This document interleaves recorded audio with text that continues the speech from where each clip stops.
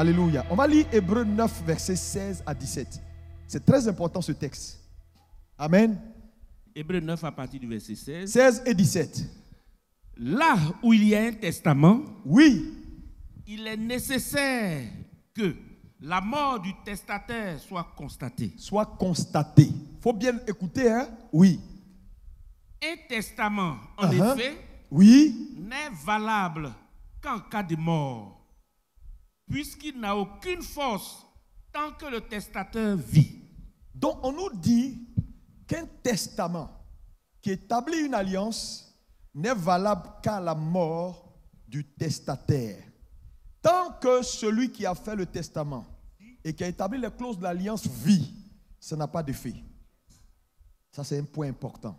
Hébreux 8, maintenant, versets 7 à 13. Oui.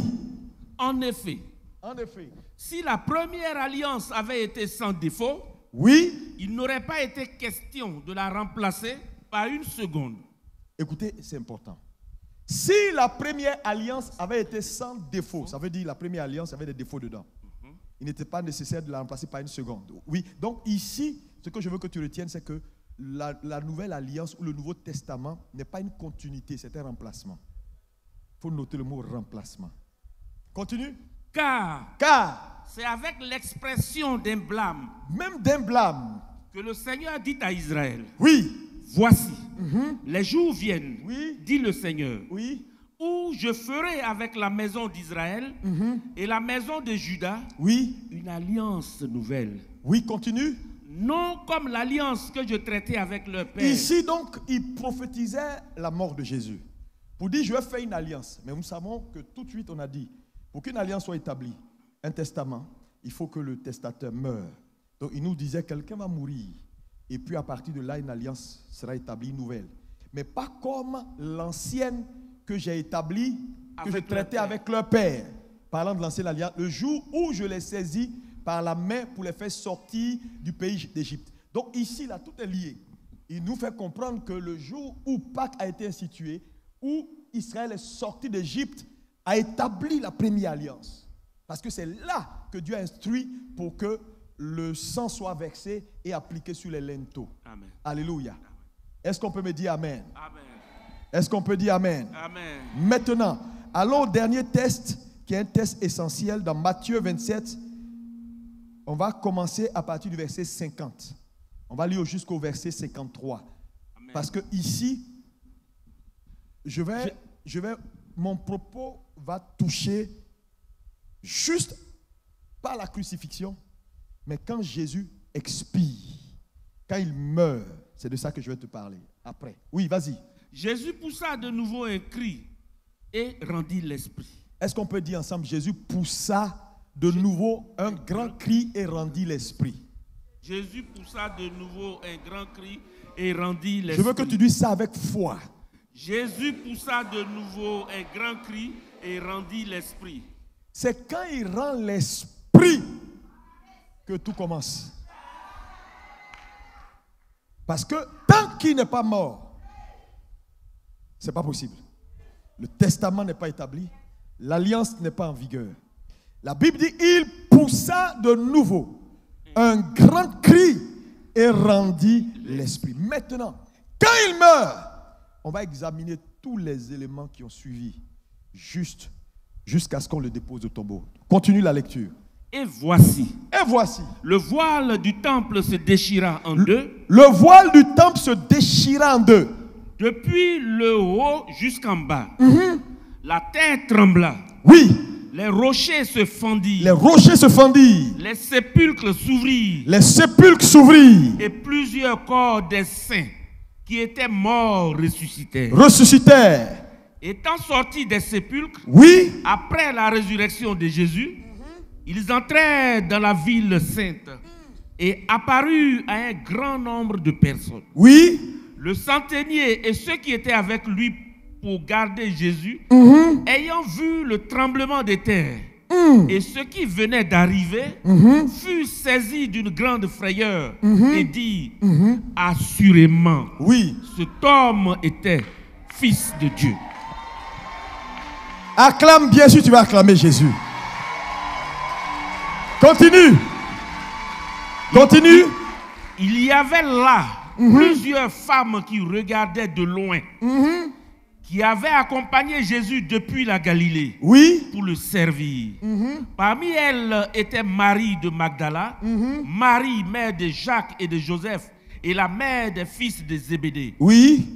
Le soir étant venu, arriva un homme riche d'Arimathée, nommé Joseph, lequel était aussi disciple de Jésus. Il se rendit vers Pilate et demanda le corps de Jésus.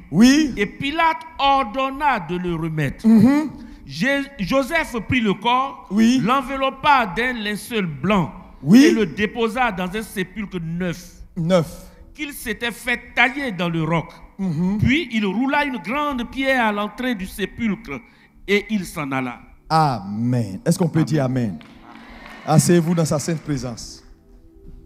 Dans ce texte que nous venons de lire à partir du verset 50 où la Bible déclare que Jésus poussa un grand cri et rendit l'âme. Nous allons voir ce matin 7 événements qui ont introduit la nouvelle alliance après que Jésus expira. 7. Parce que dans ce que tu as lu là, il y a 7 choses qui vont se dérouler dès qu'il meurt. Je ne parle pas de ce qui s'est fait avant. Maintenant, retenez que Jésus a été crucifié à la 3e heure, ce qui correspond à environ 9 heures du matin. Et il est ressuscité autour de la 9e heure, ce qui correspond à peu près à 15 heures. Donc tu vois, au moment où on le crucifie à la 3e heure et au moment où il meurt, où il expire à la 9e heure, on a à peu près 6 heures que Jésus passe à la croix. Dis avec moi 6 heures. Parce qu'il est crucifié à la 3e heure. Ses mains sont bloquées. On le lève, on le positionne. 3e heure. Ce qui correspond à notre 9 heures du matin. Et il meurt, il expire au verset 50, c'est-à-dire à la 9e heure qui correspond à 15 heures. Donc il meurt officiellement à 15 heures. Je ne veux pas entrer dans beaucoup de détails, sinon je vais me perdre. Donc il y a 6 heures, il fait 6 heures pratiquement à la croix. Mais pourquoi le chiffre 6? C'est important parce que le chiffre 6 c'est le chiffre de l'homme. Donc le 6 ici symbolise que l'œuvre salvatrice, il a accompli pour vous et moi. Ça, c'est la première chose. Dis à ton voisin, 6, c'est le chiffre de l'homme. Jésus fait 6 heures à la croix pour accomplir le salut pour les hommes. Est-ce que tu peux lever la main droite et dire, c'est pour moi qu'il est mort? Non, si tu n'es pas convaincu ce matin, c'est foutu. Quelqu'un, tu peux recevoir ta délivrance que tu cherches depuis 100 ans. Tu cherches, tu as prié, tu as jeûné, tu as fait tout ce que tu peux. Si tu comprends ce que je te dis ce matin, tu peux recevoir ta délivrance pendant que je parle. Dis-moi Amen. Donc, Jésus meurt. Maintenant, lisons un texte important dans Hébreux 9, verset 16.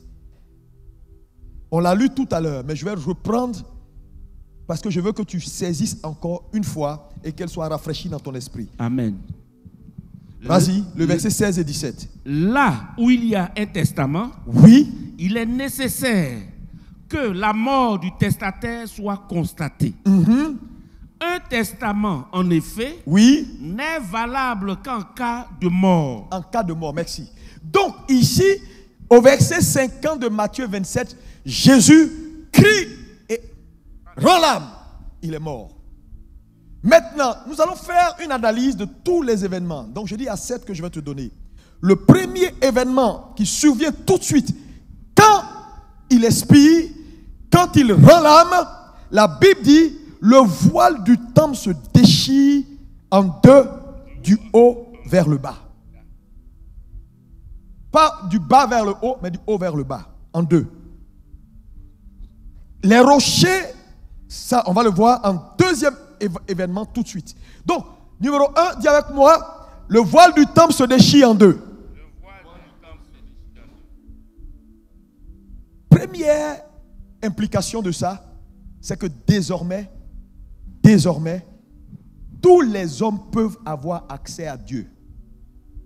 Parce que n'oubliez pas que le voile qui sépare le lieu saint du lieu très saint n'était que réservé aux sacrificateurs. C'est pourquoi les gens quittaient loin pour venir à Jérusalem adorer Dieu, parce qu'il y avait un seul tabernacle, il n'y en avait pas deux. Donc si tu veux rencontrer la présence de Dieu, tu dois te déplacer pour venir là où le tabernacle est et là où Dieu est présent. Donc lorsqu'il meurt, la première chose, le premier bénéfice, c'est que le voile qui séparait Dieu des hommes est désormais déchiré du haut vers le bas, parce que le salut nous vient du haut. Dis avec moi, j'ai accès à Dieu. Oh, dis ça avec conviction, s'il te plaît. Je te montre des faits.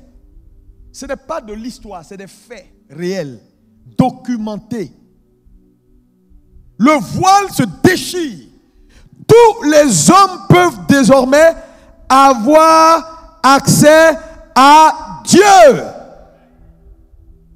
Deuxième implication de ce verset, ou de cet événement numéro 1, c'est que Dieu quitte définitivement le temple fait de main d'homme pour avoir accès à un autre type de temple qu'il a toujours recherché, les hommes. Parce que quand le voile se déchire, la présence de Dieu n'est plus dans le tabernacle. Elle sort et elle entre dans tous ceux qui vont faire la paix avec Jésus-Christ en l'acceptant comme sauveur et Seigneur personnel. C'est vraiment important. Ce fait-là est important. Vous voyez que c'est l'élément numéro 1 qui arrive dès qu'il meurt. Dieu déchire l'accès et quitte le tabernacle pour entrer dans le cœur des hommes. Dis, je suis le temple du Dieu Tout-Puissant. C'est-à-dire, il n'y a plus de temple quelque part où on peut aller adorer Dieu. C'est pourquoi Jésus a fait cette déclaration. Il dit, si le grain de blé ne tombe et ne meurt, il demeure seul. Mais s'il meurt, il n'est plus seul. Parce que désormais, il va se multiplier et infiltrer tout être humain. Donc aujourd'hui, tu n'as pas besoin d'aller à Jérusalem. Tu n'as pas besoin d'aller dans le tombeau de Jésus pour prendre sa présence. Si tu as envie de gaspiller ton argent, tu peux partir à Jérusalem. Sinon, tu n'as pas besoin de Jérusalem pour trouver Dieu. Eux-mêmes là-bas, ils se cherchent, ils ne trouvent même pas Dieu. Est-ce que quelqu'un peut me dire Amen? Regarde ton voisin, dis voisin, tu portes Dieu. C'est le mystère caché de tous les temps. Dieu quitte le lieu très saint. Le voile est déchiré, Dieu n'est plus là-bas. Si quelqu'un te dit, viens voir, Dieu est ici. Viens voir, Dieu est ici. Dis-lui, non, non, non, je le porte. Acclame si tu crois ça.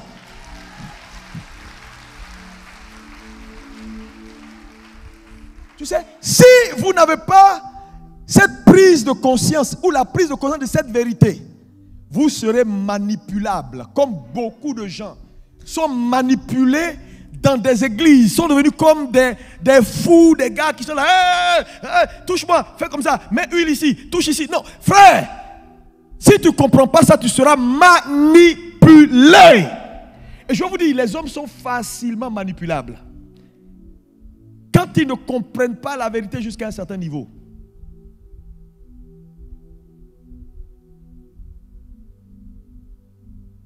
Il est désormais en toi. J'ai dit, il est désormais en toi. J'ai dit, il est désormais en toi. Oh, acclame pour Jésus.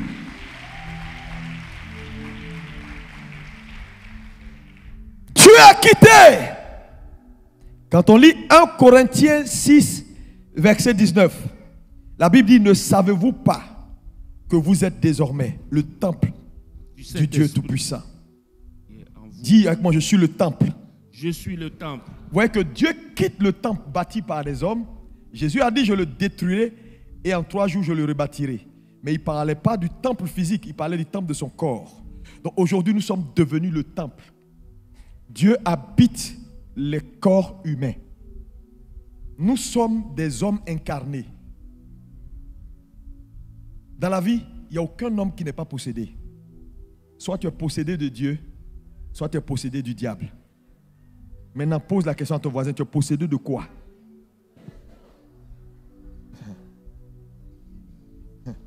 Que Dieu te possède ce matin. J'ai dit qu'il te possède ce matin.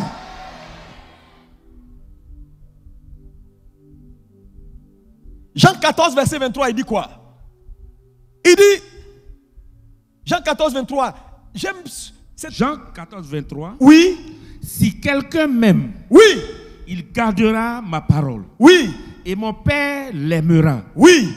Nous viendrons à lui. Et nous ferons notre demeure chez lui. Et nous ferons notre demeure chez lui. Sois convaincu à partir d'aujourd'hui que le voile s'est déchiré pour que Dieu quitte le tabernacle et qu'il vienne en toi. Et c'est un fait qui est réel, qui est documenté, qui est clair. Dieu fait désormais résidence chez toi. Vous savez, le problème des hommes, ici là, je vais vous poser une question. Tout le monde me suit, hein? Est-ce que vous qui êtes derrière, vous me suivez? Ok. Qui sait qu'il y a RFI dans cette salle? Qui est à France 24? Qui sait ça? Mais est-ce que tu vois? Si je branche cette télé, je connecte cette télé, est-ce qu'on va avoir France 24? Ok. Donc le fait de ne pas voir quelque chose ne veut pas dire qu'elle n'existe pas. Les hommes sont tellement conscients de leur homme extérieur que ce qu'ils ne voient pas, ils se disent ça n'existe pas. Non, frère, il y a beaucoup plus de choses qui existent, mais qui vont au-delà de ton œil physique. Est-ce que vous savez que même la vitesse, à un moment donné, quand un objet va à une vitesse, jusqu'à un certain niveau, elle rentre dans l'invisible. Tu ne peux plus voir l'objet là. Ça veut dire qu'on peut basculer du naturel à l'invisible. Je peux vous montrer de l'eau ici, de l'eau. Elle est physique, tu vois l'eau. Mais je peux faire entrer cette eau-là dans l'invisible. Si je mets cette eau-là sous une pression de température élevée, tu vas voir des vapeurs qui vont bouger, bouger. À un moment donné, il n'y aura plus rien dans le vase. Et puis dans la salle, tu as l'impression que tout est parti où? C'est rentré dans l'invisible. Je veux dire à quelqu'un, Dieu est avec toi, il est en toi. Tu peux ne pas le sentir, tu peux ne pas le voir, mais c'est un fait qu'il faut accepter. Et quand tu comprends ce fait-là, il y a des coins où tu n'iras pas si tu sais que Jésus n'ira pas là-bas. Tu ne vas pas te retrouver dans un coin bizarre, sachant que, souvent le péché, c'est le manque de conscience que Dieu a fait de nous son temple et qu'il est là avec nous matin, midi et soir. Sinon, si physiquement, je mets auprès de toi le président de la République, j'ai dit, désormais il vit chez toi, il est avec toi matin, midi, soir, ton assurance est 100%. Parce que tout ce que tu veux dans Abidjan, là, tu auras. Même tu vois un barrage de policiers, tu vas passer. Parce que même quand ils vont vouloir t'arrêter, tu vas baisser la vitre pour qu'ils voient qui est avec toi. Tu as l'assurance, n'est-ce pas? Regarde ton voisin, dis-lui, tu as Jésus. Christ en vous. L'espérance, la certitude de vivre la gloire. C'est ça. C'est ce que ça veut dire. C'est certain. Si tu ne vis pas la gloire, c'est parce que tu ignores qu'il est là. Sinon, c'est certain. Deuxième fait important ici. Deuxième événement qui arrive. Lorsque le voile se déchire, la Bible dit, la terre tremble et les rochers se divisent, se fendent. Verset 51 toujours. Ce qui est la symbolique du cosmos qui exprime son indignation et sa frayeur face à la colère de Dieu. Et quand vous lisez la Bible dans Jérémie 10:10, la Bible dit dans Jérémie 10:10, la terre se met à trembler face à la colère de Dieu. Parce que ici, n'oubliez pas que le Fils du Dieu Tout-Puissant vient d'expirer, vient de mourir. Dieu se lève et la terre commence à trembler. Quelle est l'implication que je veux que tu retiennes ici à partir de cet événement? C'est que Dieu désormais a le contrôle sur le cosmos. Quand je parle de terre ici, on parle de cosmos, parlant de la terre physique. Et tout ce qu'elle renferme, Dieu contrôle. Parce que la terre tremble face à la colère de Dieu. Et les rochers tremblent tellement qu'ils se séparent. Ça, c'est le signe du contrôle et du pouvoir de Dieu sur tout ce qui est matériel. Ça veut dire quoi? Jésus a vaincu le monde. Quand je dis le monde, je parle de son système, je parle du cosmos. Plus rien ne peut s'opposer à toi. C'est pourquoi si un virus peut te rendre malade, tu peux parler au virus et le neutraliser. Si la poussière qui vient de la terre peut te donner des maux de tête ou je ne sais pas quoi, des rhumes, tu peux faire des décrets et cela n'arrivera pas. Parce qu'à chaque fois que tu tombes malade ou que les éléments de la nature s'opposent à toi et ont la victoire, c'est une preuve que tu n'es pas en train de manifester un aspect de la résurrection, de la mort de Jésus. Quand il meurt, il soumet le cosmos. Il soumet tout. Dis avec moi, il soumet tout. On dit ça bien. Quoi? Frère, quand il meurt, tout commence. C'est comme si il meurt maintenant et puis toute la terre commence à trembler. Parce que les gens se disent, Joe, on a mal fait, hein? On ne sait pas comment le monsieur qui a va réagir. Tout tremble devant lui.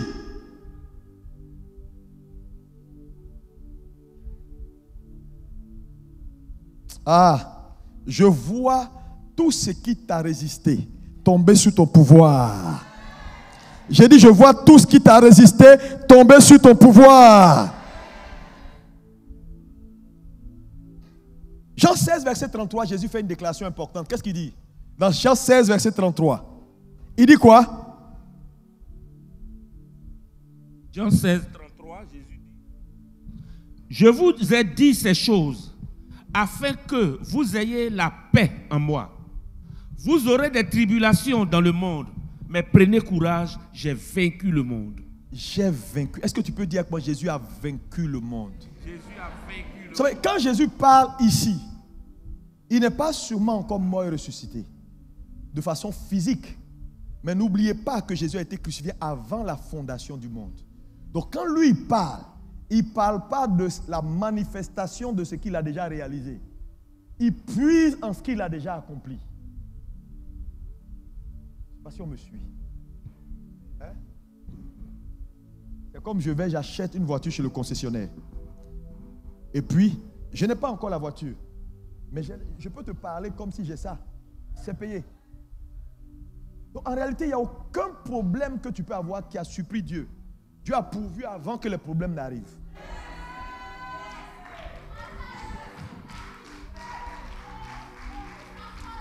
Est-ce que tu peux acclamer Jésus ce matin? Quel bon Dieu! Dis-moi amen! Alléluia! Troisième événement qui survient. La Bible dit, les sépulcres s'ouvrirent et plusieurs corps des saints ressuscitèrent. Verset 52, verset 53 de Matthieu 27. Waouh! Quelle implication! Jésus a vaincu la mort et le séjour des morts. Donc, même ceux qui étaient retenus dans la mort, parce que le sang des animaux n'avait pas la capacité d'effacer leurs péchés. Dès qu'il expire, tout le monde est libre. Donc, la première conséquence, c'est que, ici, dans l'événement numéro 3, il n'y a plus personne dans le sein d'Abraham. Si quelqu'un te dit que quelqu'un est dans le sein d'Abraham, il te ment. Le sein d'Abraham était l'antichambre parce que Jésus, le sang n'était pas encore versé physiquement. Et comme le sang des animaux ne peut pas effacer un péché, personne ne peut entrer au ciel si son péché n'est pas effacé. Le sang couvrait simplement les péchés. Donc ils étaient dans le sein d'Abraham attendant que Jésus meure. Quand Jésus meurt, la route est libre. Dis à ton voisin, tu peux entrer au ciel. C'est pourquoi le verset qui dit Enoch marcha avec Dieu et il fut enlevé au ciel, ils l'ont écrit parce qu'ils avaient un voile. Parce qu'Enoch ne peut pas entrer au ciel, même s'il a marché avec Dieu. Parce que son péché était encore couvert. Donc quand on dit ciel ici, là, ce n'est pas ciel de là-bas. Il est allé dans le sein d'Abraham.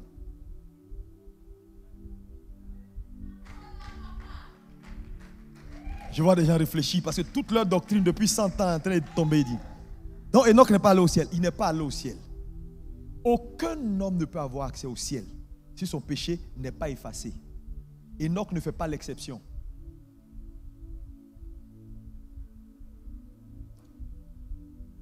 Les gens appelaient Saint d'Abraham ciel parce que c'est normal, ils avaient le voile.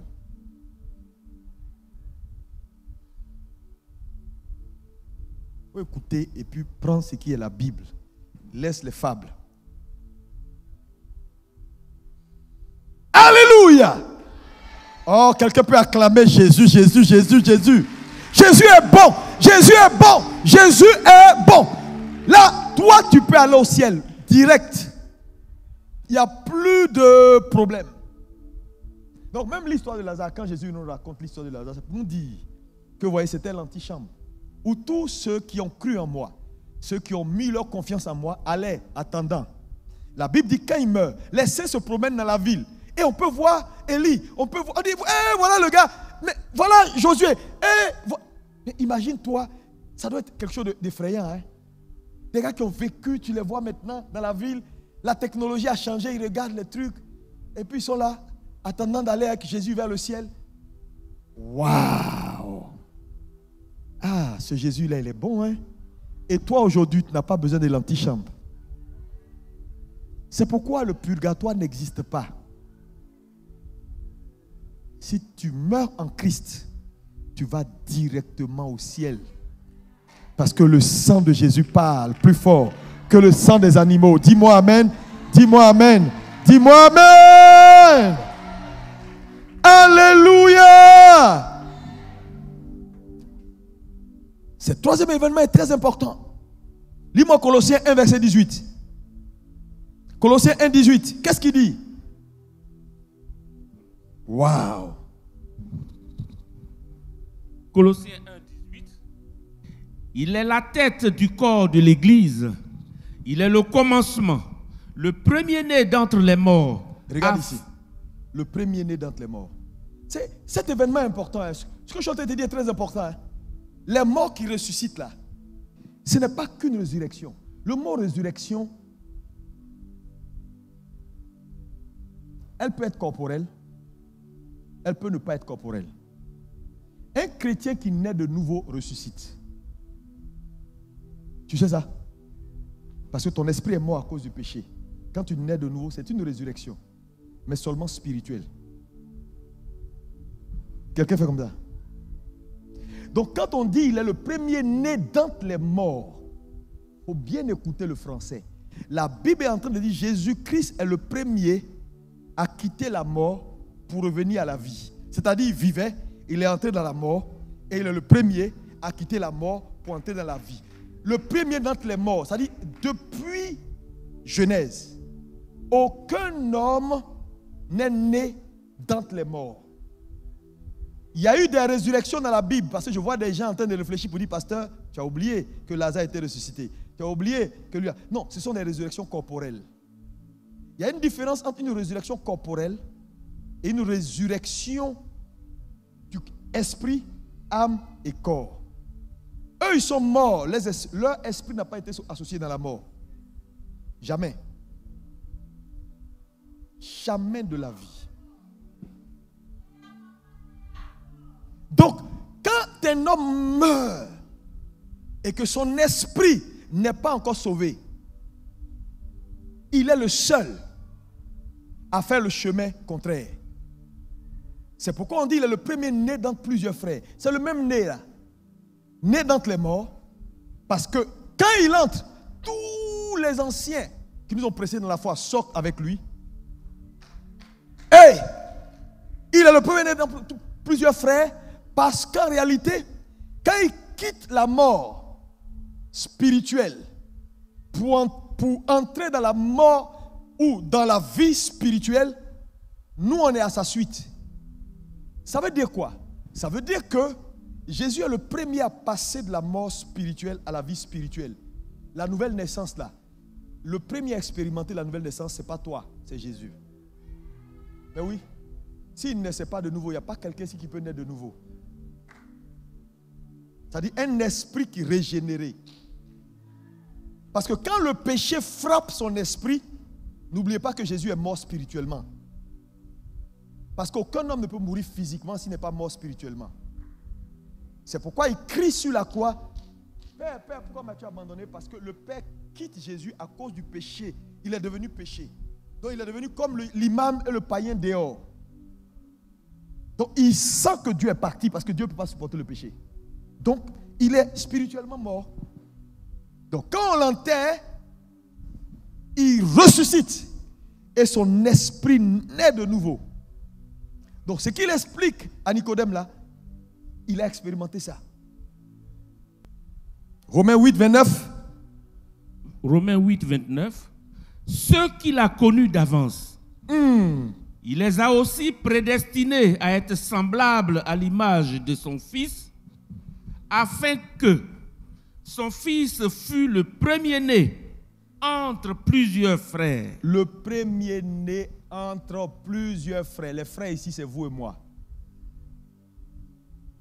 Acclame pour Jésus.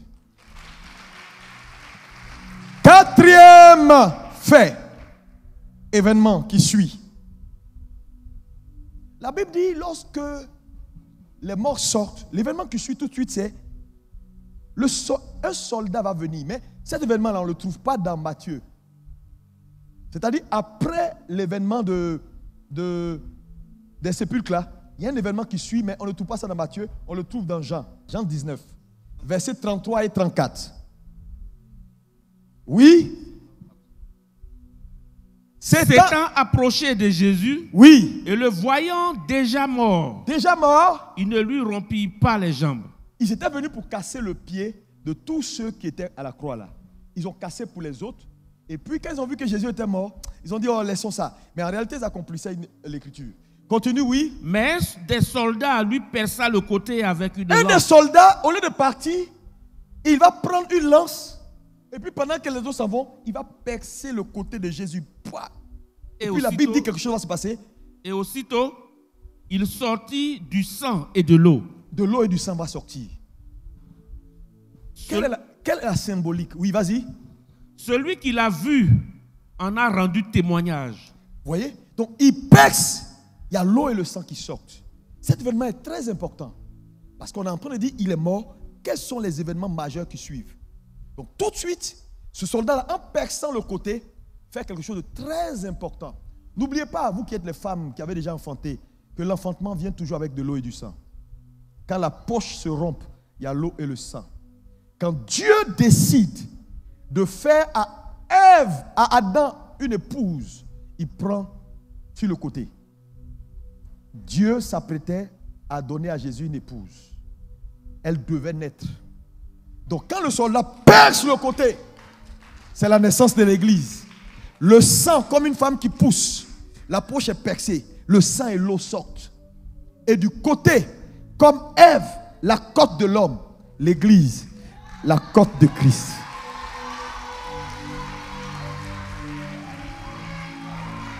Il faut acclamer Jésus. Nous sommes son épouse. Est-ce que tu peux dire je suis l'épouse ou l'époux de Jésus? Alléluia. Alléluia. Oui. L'église naît.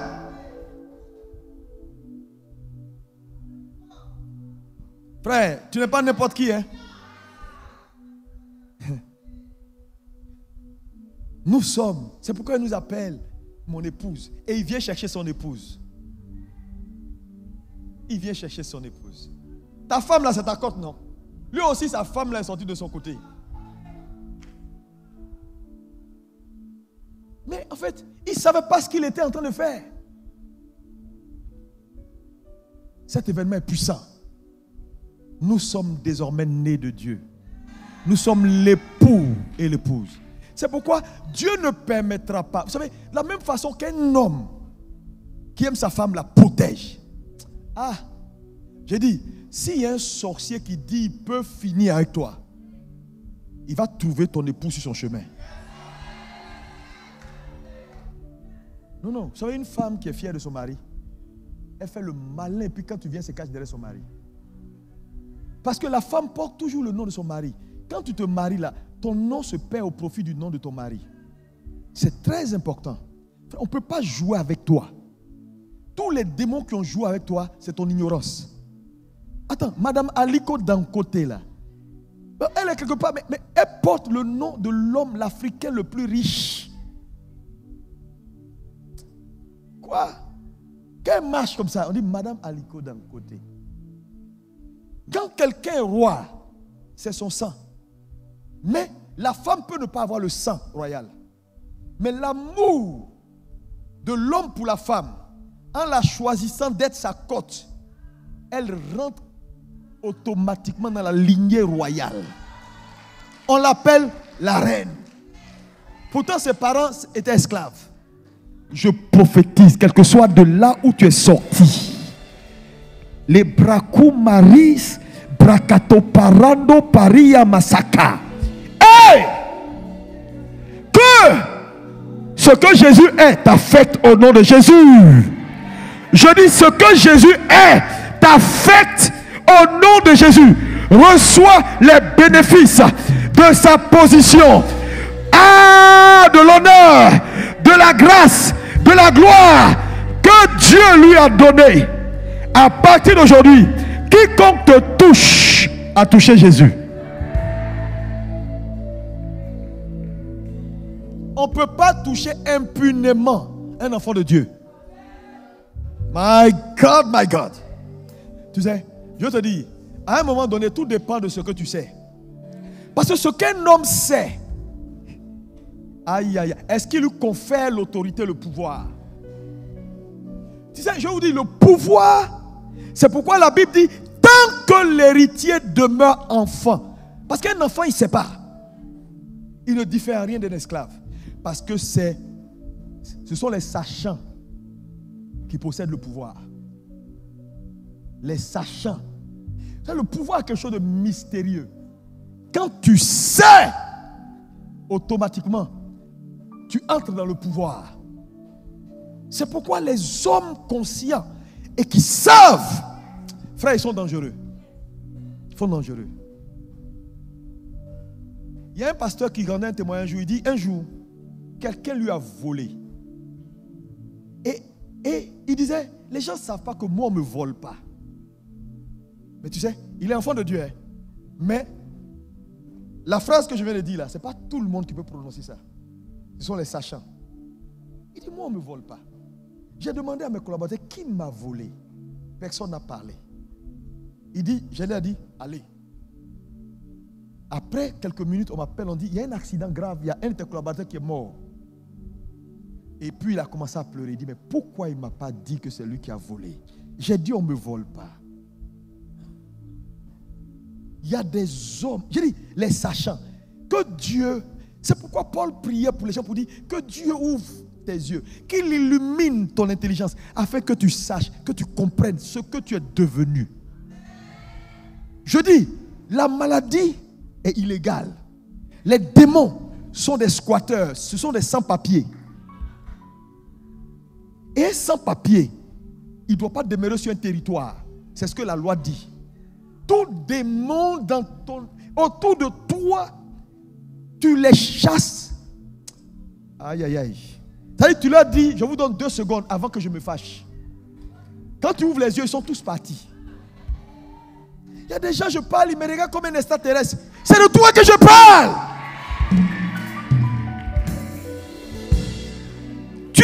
épouse.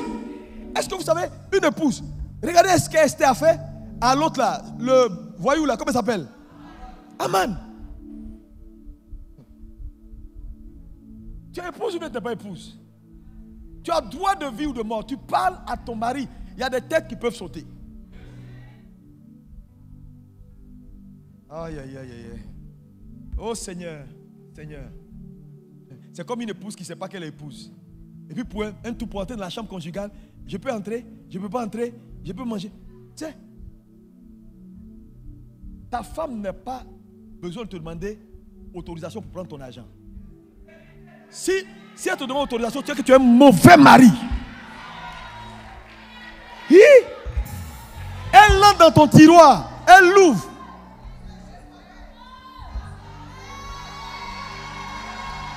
Dis amen, dis amen. Est-ce qu'il y a une femme dans cette salle? Oh, les femmes sont là, non? C'est ce qui est normal. Mais c'est ce qui est normal. Je te dis, c'est ce qui est normal. Parce que la grâce que tu portes là, elle est participante. Tu fais le business, ça marche. Qui t'a dit, c'est à cause de toi seul que Dieu te bénit?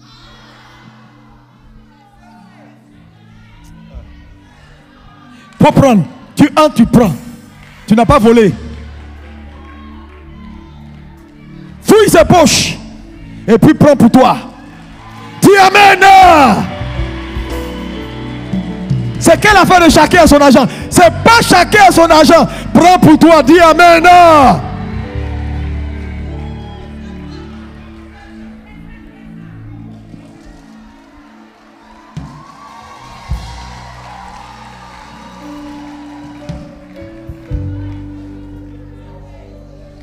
Attends, vous les hommes là, vous êtes fâchés? Attends. Toi, tout ce que Jésus a fait là, tu prends pas? Tu prends? Est-ce que Jésus ne te demande pas? Il dit prends. Tu es son épouse?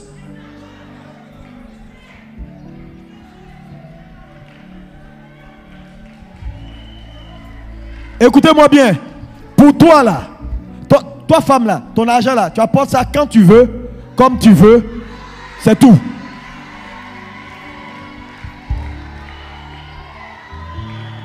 Non, écoutez-moi. Non, les gars, on parle la Bible. Nous les chrétiens qui sommes l'épouse de Jésus là, Jésus ne nous impose rien. On vient à l'église, on fait nos offrandes comme on veut. On donne petit, on donne beaucoup. Il y en a même qui finissent un tel culte qui ne donne même pas 1000 francs. Quand on dit quelque chose, ils discutent. Est-ce que Jésus te fait parler pour ça? Parce qu'une épouse, elle donne quand elle veut, comme elle veut. On peut juste la conscientiser pour qu'elle donne beaucoup.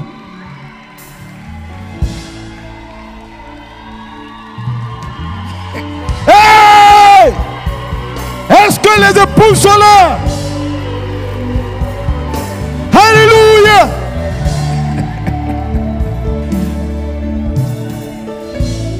Tu sais, si tu ne laisses pas ta femme prendre, Jésus ne va pas te laisser prendre. Pourquoi toi tu veux prendre comme tu veux et elle ne peut pas prendre comme elle veut? Le couple est à l'image de ton couple.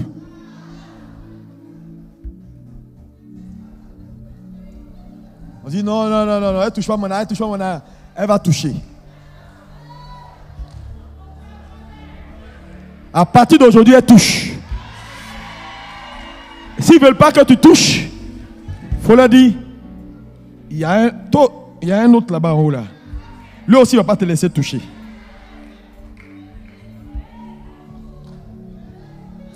Dis que moi je suis l'épouse. Nous sommes l'épouse de Jésus. Jésus nous aime. Il prend soin de nous. Regardez comment vous êtes beaux. Je dis, quand j'ai regardé les gens, je ne savais même pas comment faire les choix là. Vous êtes tous beaux, beaux, beaux, beaux. J'ai dit, mais Seigneur, mais tu es fort, hein? Tu as fabriqué tous ces gens là. Et vous êtes bien habillés. Parce que Jésus prend soin de vous. Tu vivras longtemps. Tu vivras heureux. Dieu n'aime pas quand les gens pleurent. Si tu pleurais beaucoup ici, que cette saison de pleurs-là prenne fin au nom de Jésus.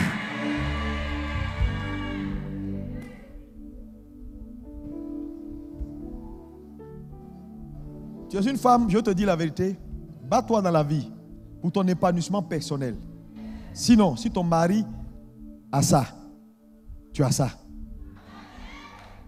Il ne faut pas te laisser faire.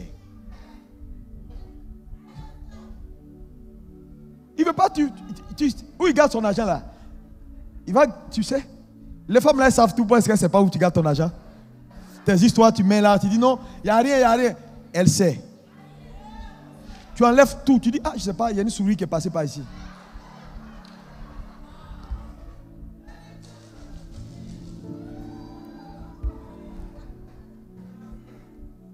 Alléluia! Cinquième événement important, c'est le témoignage du centenier. Luc 23, verset 47. Luc 23, verset 47. Il dit, tout de suite après, quand ils l'ont percé, le centenier regarde, il dit, oui, vas-y. Le centenier voyant ce qui était arrivé. Le centenier voyant ce qui était arrivé, glorifia Dieu et dit, certainement, cet homme était juste. Je vais vous dire la vérité, il n'y a pas un homme qui va finir par fléchir les genoux. Le témoignage du centenier est la preuve que, tu sais, tu peux ne pas aimer Jésus, mais sa gloire va s'imposer à toi. Les gens qui te haïssent, qui parlent, c'est une question de temps. C'est une question de temps. Le centenier était un soldat romain. Il a glorifié Dieu comment? Parce qu'il a vu quelque chose. Que tes ennemis voient quelque chose. Dans cette période de Pâques, tous ceux qui ont discuté, c'est lui, c'est pas lui, il ne va pas s'en sortir. J'ai dit, ils verront quelque chose. Ils verront quelque chose, ils vont donner gloire à Dieu pour ta vie, pour ce que tu es devenu. Au nom puissant de Jésus. Tu sais, les gens peuvent te combattre maintenant, c'est rien. Ils vont voir. Ils verront, ils verront. Ils verront. Tu vas te lever un matin, ton visage brille. Tu n'as pas mis pommade. On dit, mais le gars là, il est bizarre. Un jour, quand j'étais encore au lycée, il y a un monsieur, il est pasteur maintenant. C'est moi-même qui l'ai consacré. Il est venu me voir un soir. Il dit, je veux te parler. J'ai dit oui. Il dit non, je te trouve différent. J'ai dit oui. Il dit, moi je n'aime pas faire de Dieu, mais depuis un moment je t'observe, tu es différent. C'est pour ça que je veux me convertir. J'ai dit, je l'ai accepté, il a donné sa vie à Jésus-Christ, il est devenu pasteur, aujourd'hui il est sur une église. Mais la seule chose, il dit, il m'a observé, mais il y avait quelque chose qu'il n'arrive pas à expliquer. Que les gens te voient, ils n'arrivent pas à expliquer ta gloire. Parce que quand Dieu fait son entrée dans une vie, elle devient mystérieuse. Christ en vous, la certitude de la gloire. Faut plus mettre, c'est le mot certitude. C'est-à-dire que ta gloire est certaine. Et la gloire, c'est la vraie nature d'une chose. Ça veut dire, à un moment donné, les gens te connaîtront tel que Dieu t'a pensé. Quand tu vois un oiseau voler, il est dans sa gloire. C'est la chose qu'il sait le mieux faire. Quand tu vois un poisson nager, j'ai l'aquarium là, souvent je les regarde. Il ne faut pas d'effort, ils vont pas à l'école de natation. Ta gloire, c'est de voler. Ta gloire, c'est de réussir. Ta gloire, c'est d'être au sommet. Ta gloire, c'est de marcher sur tes ennemis. Ta gloire, c'est de faire... Oh. Ta gloire, ils viennent contre toi par un seul chemin, ils s'enfuient devant toi par 7 chemins. Ça, c'est ta gloire. Il y a des choses, il y a des évidences, frère. Quand Dieu est avec toi, les gens verront, oh, ils verront. Je prophétise dans cette saison que les gens voient ta gloire. Si tu dis 3 fois amen, reçois cette grâce au nom de Jésus. Ah, ils verront ta gloire. Ils verront ta gloire. Dis amen. Salut 2 voisins, dis ils verront ta gloire. Oh, Oh, ils verront ta gloire, oh, ils verront ta gloire.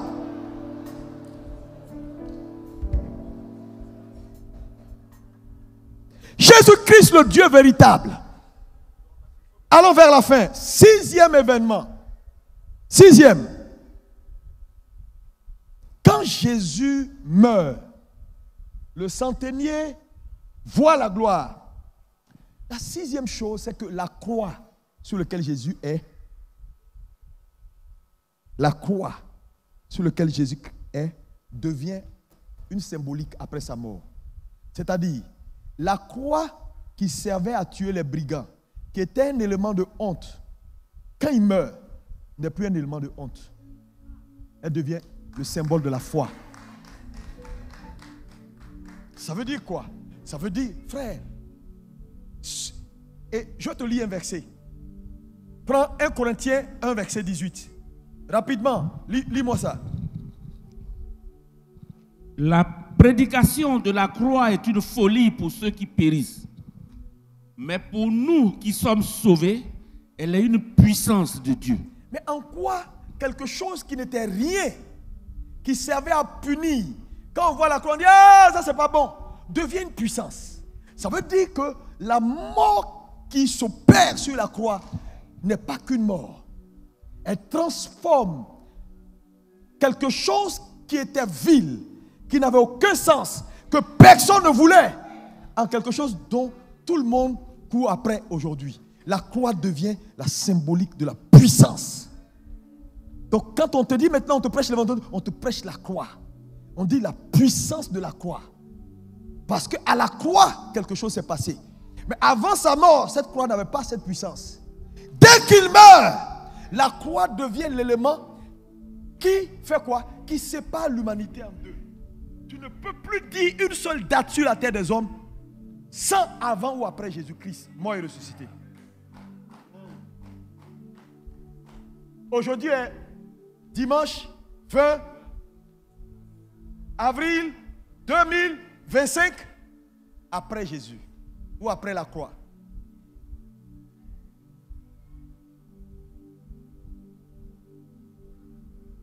La croix devient l'élément qui sépare l'humanité. Il y a un avant, il y a un après. Et la croix devient le symbole de la puissance. Que tout ce qui a été vil dans ta vie, tout ce que tu n'as pas considéré, j'ai dit après la mort de Jésus-Christ, que Dieu les prenne et en fasse un sujet de gloire. Il y a des femmes ici, il y a des dames ici, tu es passé dans des situations difficiles. Mais c'est par ces situations-là que Dieu va te donner une expérience qui va te positionner pour ce que tu as à faire. Je te dis, ne néglige jamais ce par quoi tu passes dans la vie. Dieu a la capacité de les utiliser.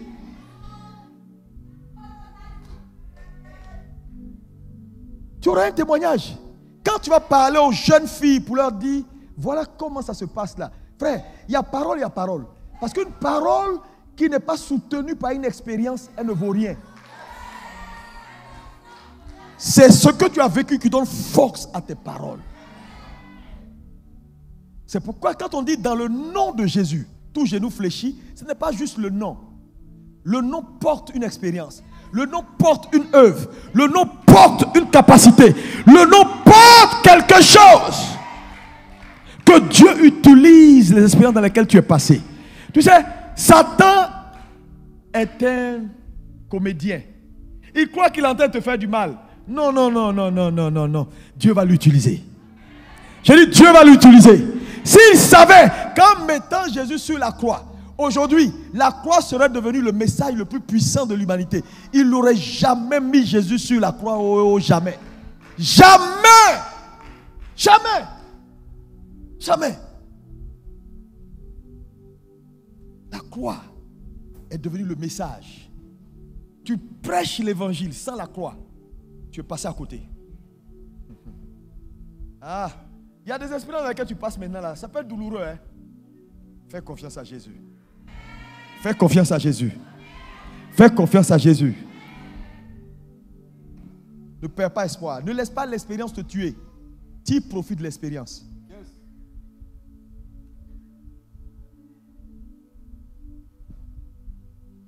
Est-ce que quelqu'un est béni? 7e et dernière espérance. Événement numéro 7. La Bible dit, Joseph d'Arimathée va venir et il va réclamer le corps de Jésus pour aller le déposer dans un tombeau neuf, taillé dans un rocher. C'est là que l'histoire prend fin. Pourquoi un tombeau neuf? Jésus ne pouvait pas être enterré dans un tombeau qui n'était pas neuf, taillé dans le rocher, parce que c'est déjà prophétisé. Ésaïe 51. Vous qui l'aimez porter les regards sur le rocher dans lequel vous avez été taillé. Parce que là maintenant, quelque chose de mystérieux devait se passer. Jésus devait se lier éternellement avec son corps. Parce que le corps qu'on venait de frapper, le corps qu'on venait de détruire, le corps qu'on venait de flageller, il a dit 3 jours est suffisant pour moi de la rebâtir. Mais la rebâtir avec quoi? Pas avec les mêmes matériaux, mais avec des hommes qu'il allait greffer dans ce corps. Donc quand il va dans le tombeau pour les 3 jours, c'est pour se bâtir un nouveau corps. C'est là qu'il se bâtit ce corps spirituel qu'on appelle l'église. Il met Maman Lise ici vers le cou, il met Amari ici, il met Eke là, il met tout le monde, il positionne tout le monde. Et quand il ressort, c'est un nouveau Jésus. Avec une prophétie accomplie, le mystère caché de tous les temps. Comment Dieu peut devenir un avec sa création? Et même les anges n'ont jamais compris ça. Comment Dieu peut devenir un avec sa création? L'affaire est bouclée. C'est géré. C'est géré. C'est géré. La nouvelle alliance est en marche. Maintenant, ici, les semaines à venir, je vais t'expliquer les clauses qu'il va donner maintenant. Et tu vas voir que quand tu vas comprendre les clauses de cette nouvelle alliance-là, c'est là que tu vas voir que tu es devenu un Dieu. Tu ne vas plus pratiquer la religion. Tu ne vas plus pratiquer la religion.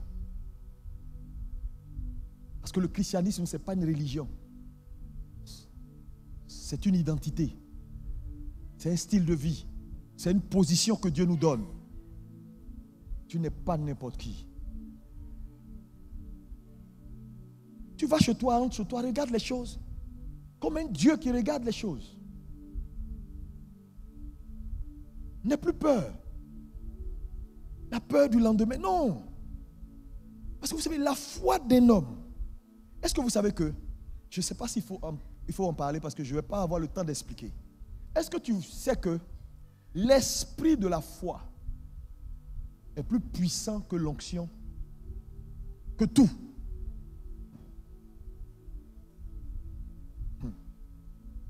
Tu me regardes. Aïe, aïe, aïe, aïe, aïe, aïe, aïe, aïe, aïe. Tu me passes, c'est pas la même chose, c'est pas la même chose. Il n'y a pas quelque chose que quelqu'un peut dire, peut vouloir faire te concernant. Si tu as l'esprit de foi, tu ne peux pas arrêter ça. Ça n'existe pas.